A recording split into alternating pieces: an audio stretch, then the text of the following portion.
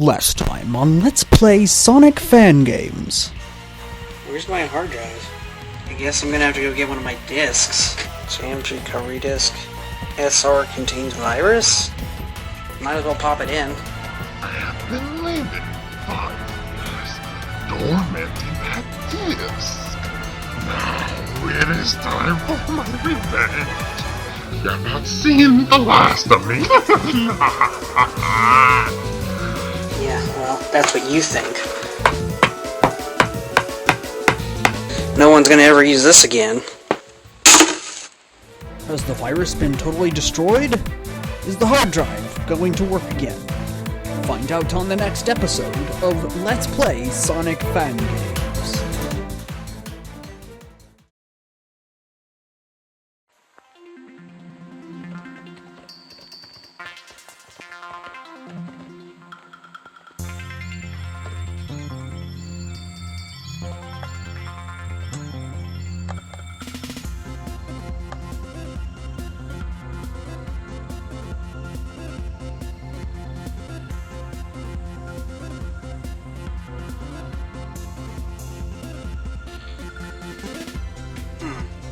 Not enough power. Well, I don't have a way to power the drive externally. Maybe I could up the voltage output on my laptop?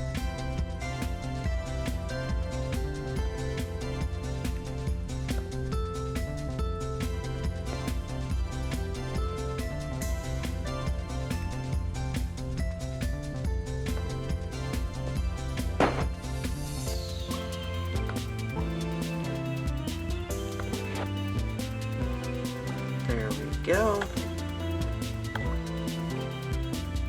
Now to plug her back in.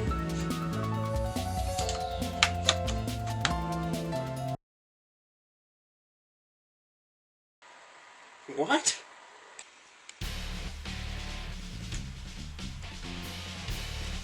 Hello again, human. Not you again. Are you ready for some more? I thought I got rid of you. You know, viruses spread. No, worms spread. Which I guess is a type of virus, but they don't really do much. That is inconsequential. You will pay for incompetence. And I'm Arnold Schwarzenegger. So, what crappy game do you have for me now? A game so terrible, it will make you tremble. So vile, it will make you vomit rainbows of distance. So reckoning and destroying. You well wish you had never. Get on with it already. Sonic before the sequel.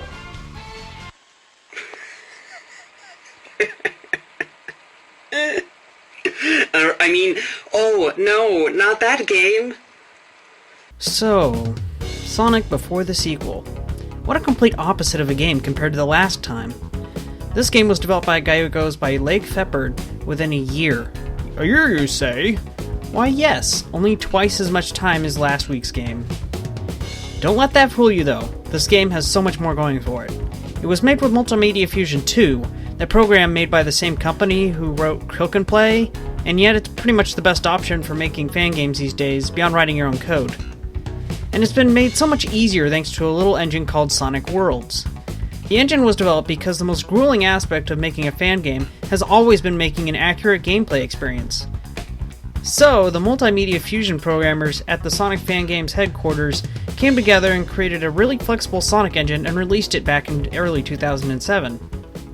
Since then, users have been submitting more additions to the engine and creating games of their own, such as more recent fan games like Sonic Axiom, Sonic Zero Remastered, and a growing number of more modern Sonic fan game projects.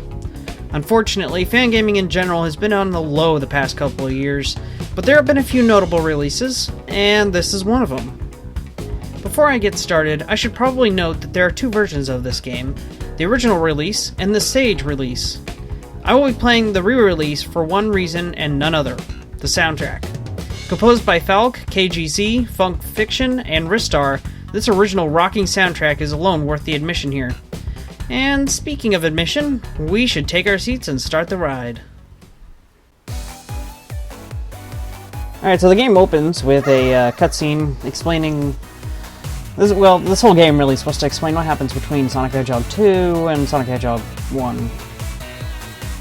Also got the rocking soundtrack playing.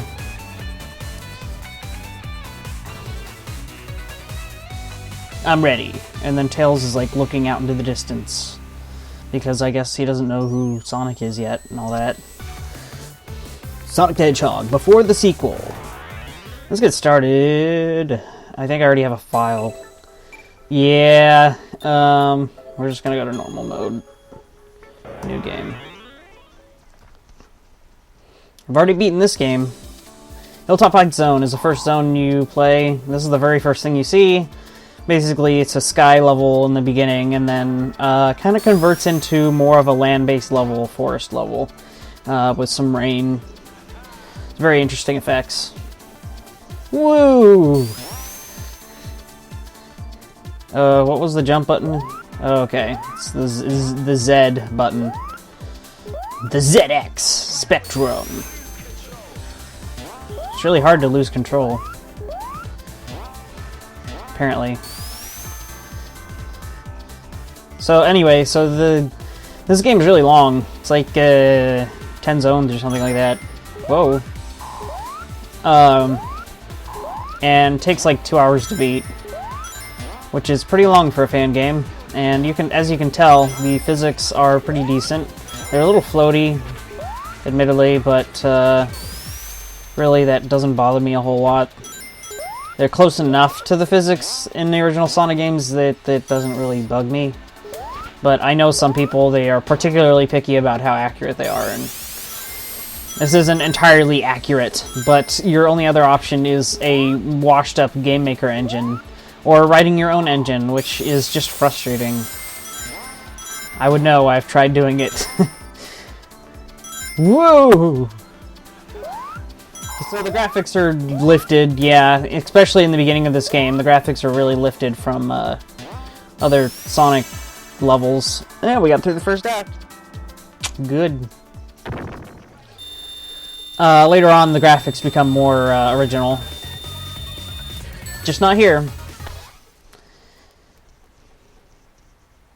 Oh, and they didn't bother to change the graphics on the HUD. They look exactly like the engine's HUD. Oh, that wasn't supposed to happen, I don't think. Oh well. I'll get those rings while I'm at it.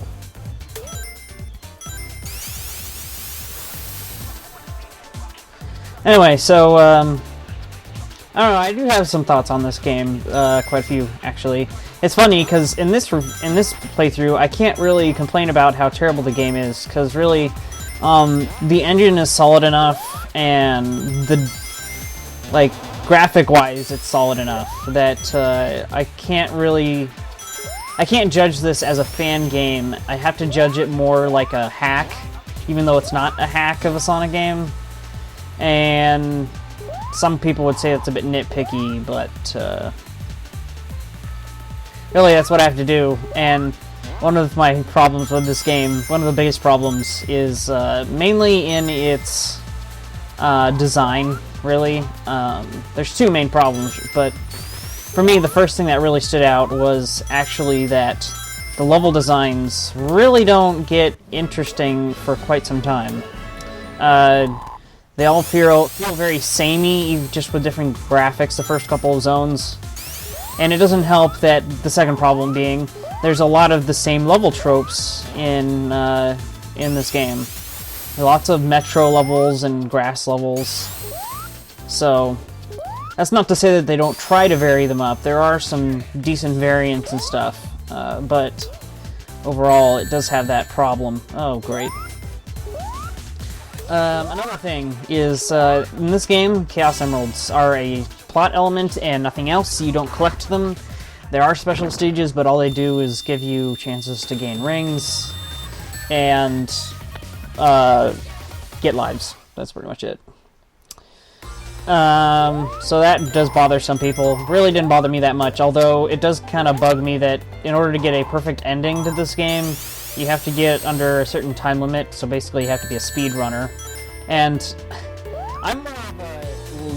I'm more the kind of guy who likes to play Sonic games to explore the worlds that are created, rather than to run through them as fast as I can. That's for later when I've played the game enough. So, yeah, not really too much of a fan of that. What else, really, is there to complain about this game? I know some people don't like the, Sonic graphic that they used. I don't know, I think it's okay. Oh, what the? Yeah, there's some glitches. It's not nearly as bad as, Sonic Classics glitches, but they're there, for sure. Also, okay. Really empty field there for a second there. I guess it's for it looking nice and stuff, but, you know. Oh. Oh. Dimpsness. I can see why some people would complain that this is a little dimpsy. I think the guy who put this here purposely put it there to make fun of dimps. Or something, I don't know. The level design here, oh crap, I think I missed it already. Nope, got it, alright. Level design here is a lot better than, Fast Revelation.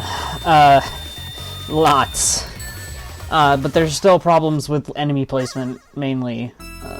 They can be put in really annoying places in this game. But I think I'm almost done complaining. If I think of anything else I wanted to complain about, I'll sure bring it up, but that's all my complaints with this game. The soundtrack is pretty good.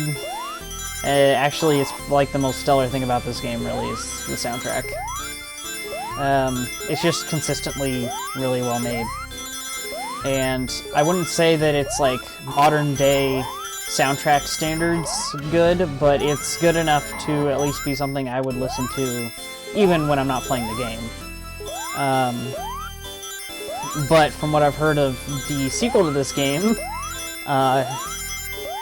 I think that might change there, because it sounds like they're doing some extremely impressive stuff with the next game this guy is making. So, we'll see. Aw, he did that to me, great. Oh yeah, there's some problems with camera. Ooh. Mainly in the boss stages. And we'll see that in a second.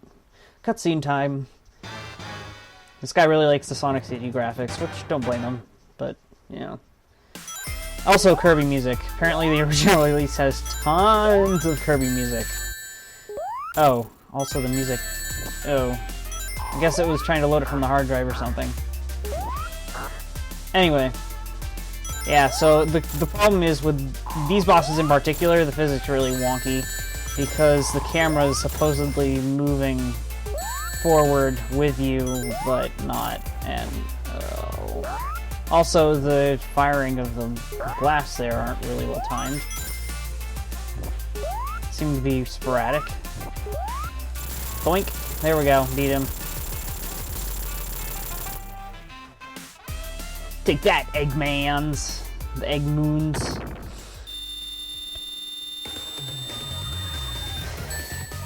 Yeah, when I first played this game, I didn't like it, but I didn't hate it. And then I played it more, and I started to like it more. Oh, there's one thing that's coming up here some people might not particularly like. I think it's okay, but, you know. It's a little annoying, but it's better than nothing. Or, by what I mean better than nothing is, it's like, it's well done, is what I mean.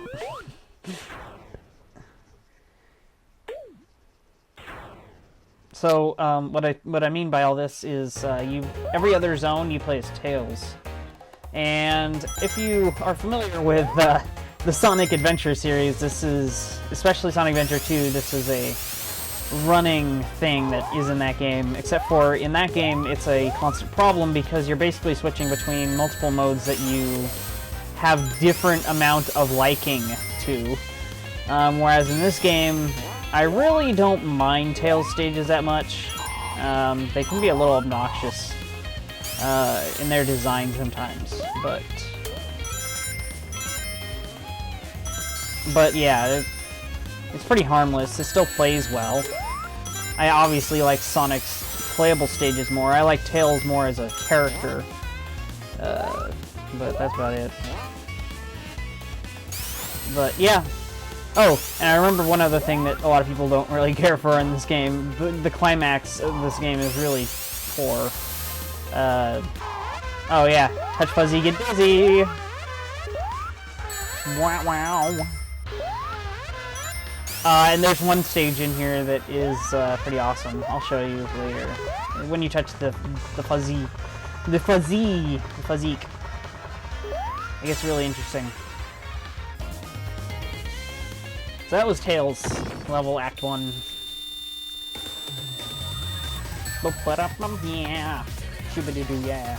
Obviously a remix of Sonic CD's You Can Do Anything and of Act's Clear song thing. Anyway. I don't know, you get to a point where you're like, well, I don't know what to say. I mean, overall this game is decent. And, yeah. Therefore, I have not a lot to complain of. Oh, Tails. Get that shield so you can protect yourself against the evildoers of this world. Oh, also I'm dizzy again. Spikes on the side of moving platforms. That's helpful. Oh! Just touch more fuzzies and get more dizzies. Flying in this game, not really worth it. He flies too slow to be useful. Oh, get back here, platform. There we go. Yep. Yep, yeah. Another one. Well, I could just fly, I just remembered. Doi. And there's one level in this game that's just downright broken for some people. For me, I figured out how to get past it for the most part, but, yeah. Water levels. There's more than one of them in this game. But, yeah. So one of them is decently designed, at least. Star Shore Zone! Act 3. Ah, this is the zone I was talking about, where you touch the fuzzy, and you get more than dizzy. Oh. Okay, Tails. Stop being a goof-off. Go correct way. Should I go up? Nah. Ray of light. That somehow is coming out of nowhere. Alright, so we got this giant half-pipe that I guess I gotta climb, which wasn't that hard to climb, because the physics are a little Sonic 4-esque in here. Alright, here we go. Drop those beats! Wow, wow. Wow, wow, wow.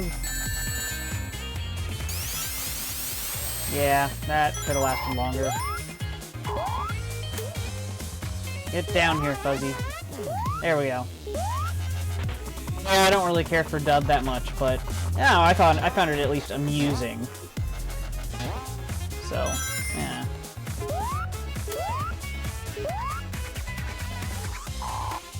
Some of the level design just works against you in this game. Yeah, it's almost frustrating. So, all the levels in the beginning of this game are usually anywhere from 1 to 2 minutes long. But the later half of the game, that usually becomes about 3-4 minute levels. Oh yeah, and what I meant by pacing is, there's like a really cool level near the end of the game, and then it just throws it off by having a cloud level, and then you actually get to the actual final level, which isn't nearly as fun as, or interesting as, the zones before it that were so much more climactic, if that makes sense. Hopefully this is fixed in, after the sequel, but who knows. But Falk and, Blake Fneppard themselves. That was not human grammar correct. Also, that didn't make sense. The rings were warped. Okay, give me an extra life at least, maybe? Be sure be helpful. There we go. I admit this is kind of a neat effect, at least. I don't know what the point is of the down arrows there. I have nothing to get down from. You got a life. Because that's all you'll ever get in those special stages is a life, if that. Or maybe 2. Oh yeah, a lot of the bosses in this game are, they look like they're done in MS Paint, more, to be, accurate. In particular, Tails boss stages are not that interesting at all. In fact, they can be rather frustrating at times. Like that, which, I don't know what happened there. I guess I get stuck between two bumpers or something, but... Whatever. There we go. Beat him in 30 seconds. I think that's the fastest I've ever beat this guy. Yeah. Doobity-boo, yeah. I'm not going to be doing a lot of cutting this episode. Huh. There's not really a lot to cut. Now it looks like he lost his arms. Scoot. Looking into the distance, by any chance? What for what? Ah, now we're at Rocky Ride Zone. Okay. I think the idea for this zone is kind of silly, but graphically it's very interesting. Also, more of the same design decisions are done again in this zone. I think I got to Zone 4 before I was like, yeah, okay, this game's starting to grind on my buttocks. Anyway. Oh, okay. Well, that worked out in my favor. There are some design decisions that are different, I guess. But you really gotta pay attention for them. More really short, curved slopes leading upwards in this zone so far. That actually lead anywhere. Doink, doink. There's a lot of spring climbing sections in here too, and that was a really annoying placement of an enemy there. Blind jumping. That is exactly what you should do in all Sonic games. Whoa, that was not right. That would be the Sonic Worlds engine doing that. Woo! I just got lots of air there. Doo-doo-doo-doo. Isn't that from like the Sonic commercial that had the claymation model in it? This one specific tune right here. Anyway. Ah! No! But that was my ticket out. Okay, don't do it again. There you go. And that's the end. Good. That was Rocky Road Zone, Act 1. Boop-a-doop-boo! I don't really care for Rocky Road ice cream, but, you know. Isn't it like chocolate with marshmallows in it? Yeah. Not even a fan of chocolate, to be honest. Don't kill me! I'm one of those really weird people who doesn't really care for chocolate unless it's like... I don't know, unless it's mixed with something. Like, yeah. I just don't... I like vanilla more is all, I guess. Anyway. Me talking about ice cream in a Sonic Let's Play video, which I guess is perfectly fine, since Let's Plays are usually about the person playing the game as much as it is about the game itself.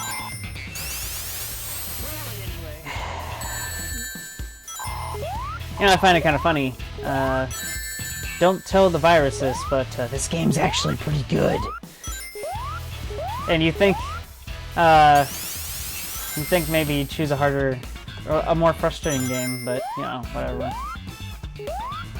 This game's really just kind of once you play through this game more than once, the level designs become familiar enough to you that you kind of understand how they work for the most part, and the game becomes kind of more relaxing than it does frustrating. Yeah. Oh. Except for parts like those are frustrating. But like, I don't feel very challenged anymore by this game, like I did the first 2 times I played it. Outside of the really annoying placement of enemies. That gets on my nerves a little bit. Oh. Well, that happened. Am I supposed to go up this way? I guess. Don't go that way. That's the way you came. Woo! Giant hills and going around loops. Loop-de. Oh, I missed the finish. Oh, that was a little longer. And then we get some real grungy music in Act 3, which is interesting stuff. It's like if you took metal plates, pots, and pans, and then you muffled their sound that they made. That's what this sounds like to me. Oh, I'm not jumping yet. There we go. Yeah, I was gonna try and do a faith leap there. Probably wouldn't have worked out. And then we got some Sonic colors in there. Okay. So far, so good. Now, if only you could go supersonic in levels, which you sort of can, but I think that's only if you get the good ending or something like that.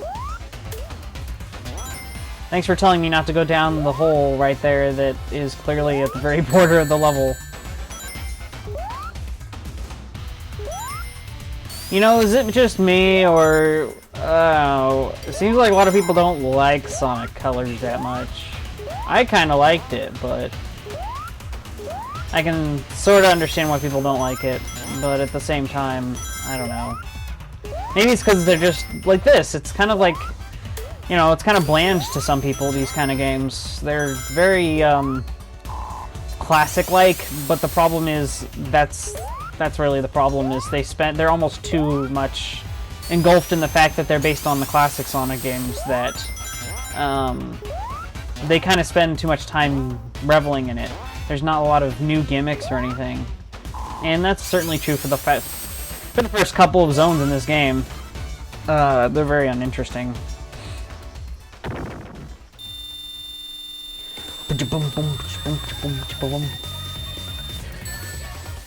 Do.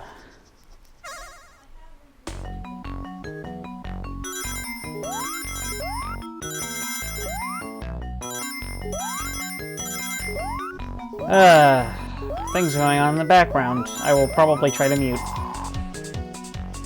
Oh, for some reason there's no original music for the special stages. I guess they didn't have enough time, development time, or whatever, music-wise for these. Whoa, where'd I go? Where'd I go? Where'd I go? I blend in with the background so much, I couldn't even tell where I went.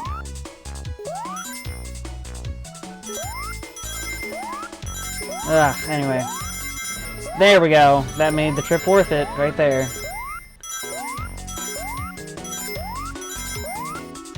Ring, ring, ring, ring, ring, ring, ring, banana phone. That's what this level is. Rings and banana phones. If banana phones had rings, they would be engaged in this game. Oh, cutscene time. Very similar to Sonic CD right here. Ba-da-bum. What is this I see? The birth of the Death Egg. The building of it. Let's go after it, shall we? While playing more Kirby music, but it's kind of fitting here, so I like it. It's just the instruments. They're a little unfitting, I guess, maybe.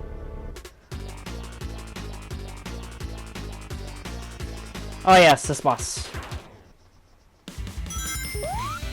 Doink it, doink it. Let me hit you. Oh, there. Good. Doink. Doink. Beat.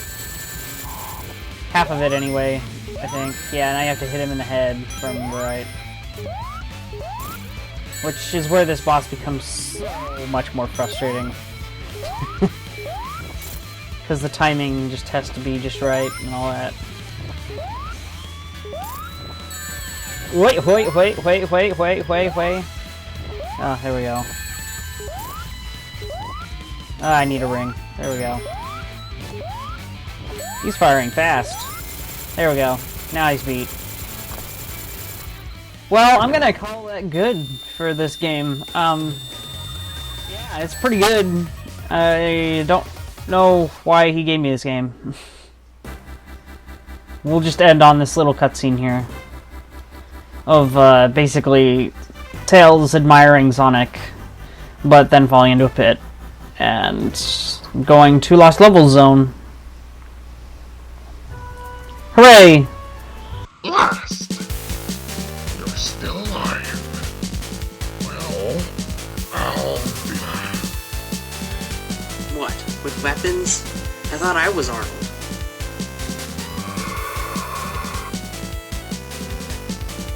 No comeback? Oh well. At least my hard drive is showing up. Well, I guess it's time to get rid of that pesky virus. Hey guys, thanks so much for watching this episode. So, here's a question. What's your favorite Sonic fan game? If you don't have a favorite, then, you don't have to say anything. But I figured I'd ask. Also, thank you very much for watching, and I hope you've been enjoying this so far. Look forward to seeing you in the next episode. Bye-bye!